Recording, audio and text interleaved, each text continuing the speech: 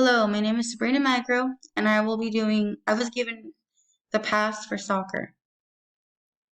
So I'm going to talk about my warm up before I go into the through because it'll work with through or it won't make sense. So I started with the runner stretch, quadricep stretch, hamstring stretch, and heel stretch. All stretches that will help the students to maintain a stronger stance when it is time to actually pass the ball.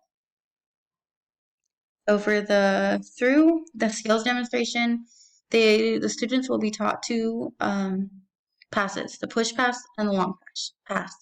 The push pass will be where the student plants their non-sticking foot alongside the ball and pointed in the direction they want the ball to go.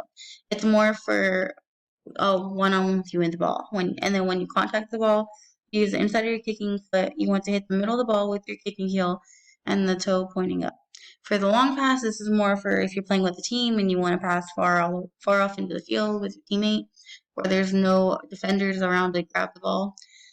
So it works by locking the ankle of your kicking foot, hit the middle of the ball with the laces of your cleats, and follow through toward your teammate with your kicking leg.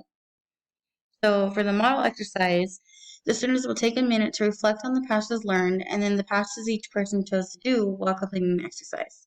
And then I will ask a question such as, was one pass more helpful than another? Which will open up a discussion, and the students will explain why one pass might have worked better than another, or why they chose one and not the other. And then we will wrap up with a few students responding to the question, and then moving on to the actual activity. And then to start the activity, I will instruct the students on how to run crisscross through the cones by me doing it myself visually so that they have a visual.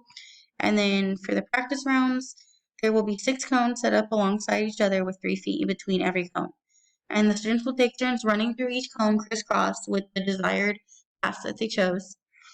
And they each player that completes running back and forth through the cones hands the ball to the next person in line, so it continues until all the students have had a chance to go, which allows them that practice round to see what they're doing and understand the whole lesson or practice round.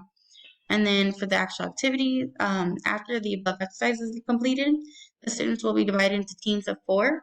So it'll be the same as before, 6 cones set up with 3 feet in between each, and it'll be enough cones for 4 teams.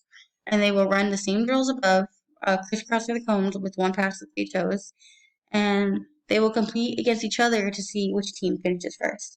The winning team will decide the free play equipment they won on Friday.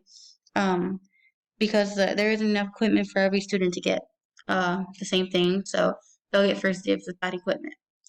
And yes, that's the whole lesson. The rest is just my beyond, and which wraps it up.